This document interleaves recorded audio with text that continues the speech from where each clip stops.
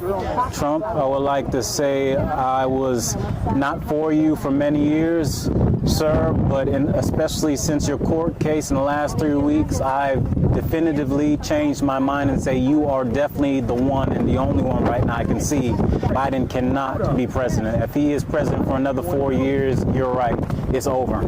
And we cannot afford it in America. Who did you vote for in 2020? 2020, I wasn't sure who. I withheld my votes because I didn't see any vote but Gary Johnson. I'm here to support what everyone is yelling about: freedom of speech, freedom of conscience, freedom from unjust laws and taxes. Here to back up Trump because honestly, we are going in a very dark direction in America. It's very sad how often and how little people understand how bad things are in this country right now. I guess I wasn't the only one to have a change of heart about Trump, because in 2020, I ain't gonna lie, I didn't like the man either. I was one of the people who was under severe TDS, Trump derangement syndrome.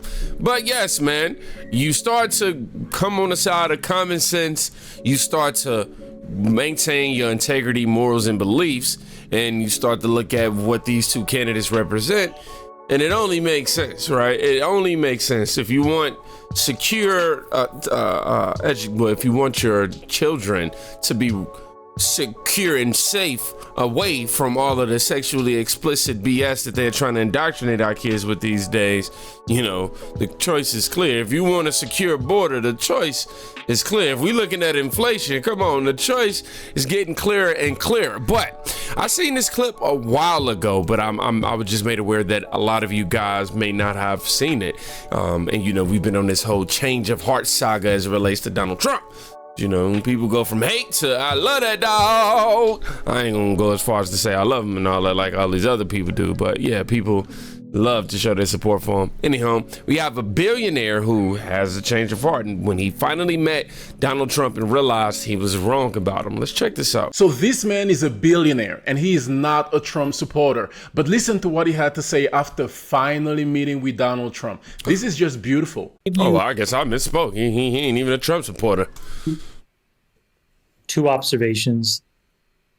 The first is that I think that there is a huge gap between how the media tries to portray Donald Trump and what he's like when you meet him in person.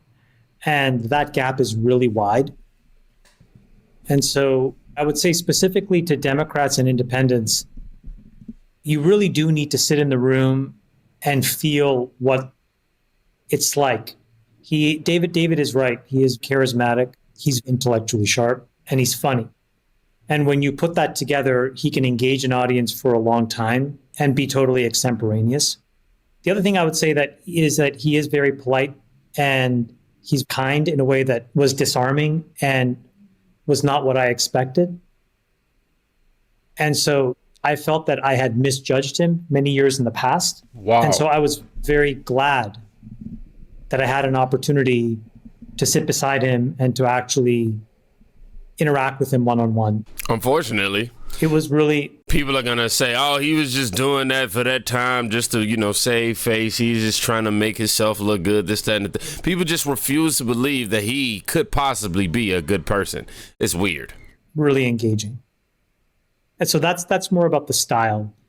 And then about the substance, what I would say is it was not just a pro-America agenda, but it's very clear that he was pro-innovation. So he was really supportive of AI in the details that he talked about. He was very supportive of crypto in those details.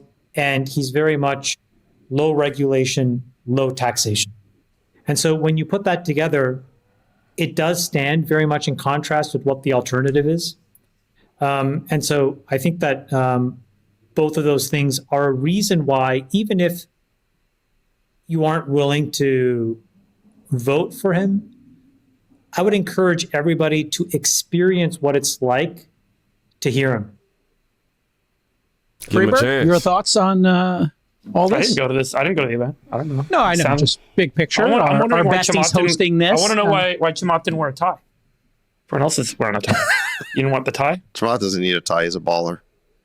Wow. All right. Do you want to so say what Trump said to you when he met Natalie? So it's us talking, and he says, "You guys are a really beautiful couple." Uh-oh. And I said, "Well, thank you." And then he turns to me and he goes, "Well, you must be really rich." He says this thing. And I started laughing out loud. Nat thought he was hilarious.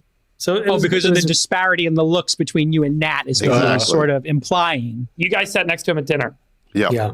And was that like an hour just private conversation between the three of you? This is the other thing that he does. He actually sits there and he says, folks, I'm happy to continue to talk about whatever you want me to. You feel free to ask me questions, or feel free to just go around the room and just tell me what you think.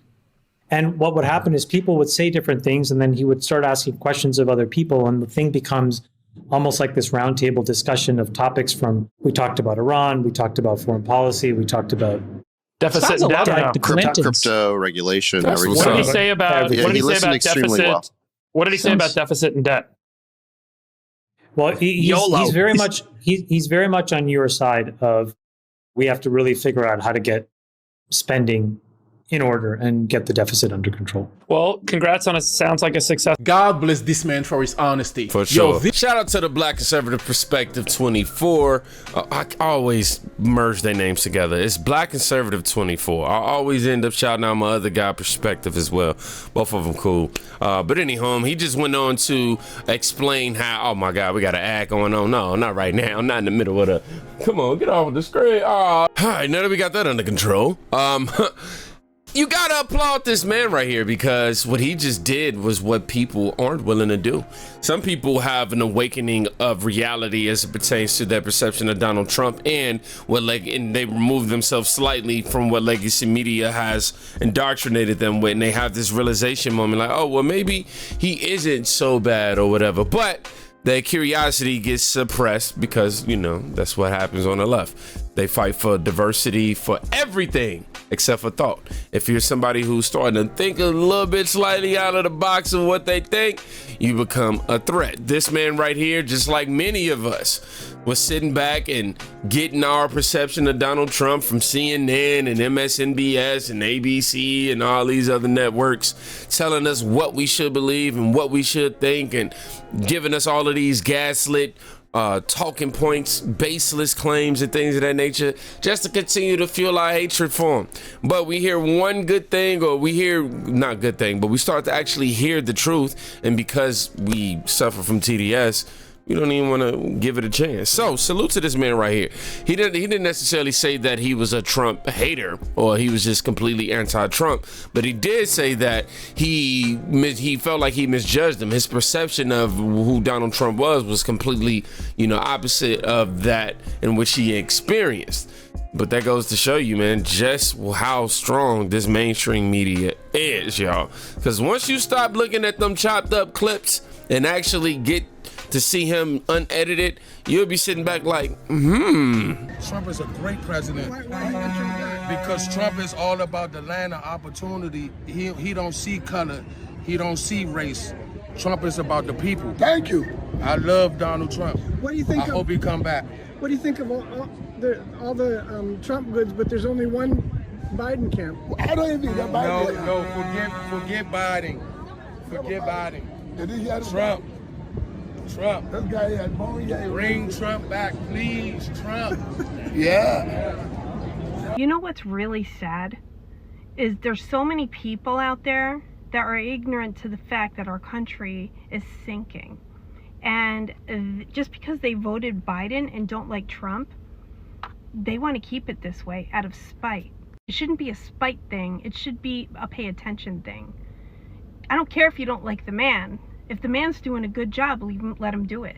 I don't care that he cheated on his wife. What I do care about is facts. And facts don't care about feelings. Donald Trump did an amazing job, but you, ignorant people, chose not to see it. All due to hate. So you're not being applauded for hate. You're being looked down on, not looked up to. As far as I'm concerned, between Biden and Trump, Trump's the best for the job. He's proved that already. You guys can stay in my comments and keep crying and hiding behind your troll accounts, because that's all you're good for. Because every comment underneath my post are people hiding behind it. If you were so serious about keeping Trump in office, you wouldn't be hiding behind a troll account. You'll put your face here so we can talk about it. So I'm going live tonight. I'm going to go live at 7 o'clock. If anybody wants to pop on and talk to me in a polite way, and so we can just see where we're at, I'd love it. But if you're going to be a troll, I want nothing to do with you, because at the end of the day, I don't talk to immature people. So you got some people who sitting back and going, yo, Trump, we miss you, dog. We need you back. You was the greatest president. You got other people over here just like I was or am. Dog, I made a huge mistake, man. Please come back, because I ain't gonna take it, I ain't gonna take it for granted this time. But this woman also made great points here. I really hate having these conversations about Trump with people whom are just TDS'd out, people whom can't separate their emotions, and their feelings to be able to have civil discourse, to exercise thoughts completely, not just talking points. People who don't like to critically think these days, and that's what gets us to the point of them having the Trump derangement syndrome, because they don't like to critically think. But I promise you, man, you really can tell the type of people, or what type of person you are in 2024 as it relates to Donald Trump, who you're supporting in terms of Donald Trump and Biden. You can really tell a lot about a person just based off of that. Tell me, am I wrong? Let me know in the comments, am I wrong?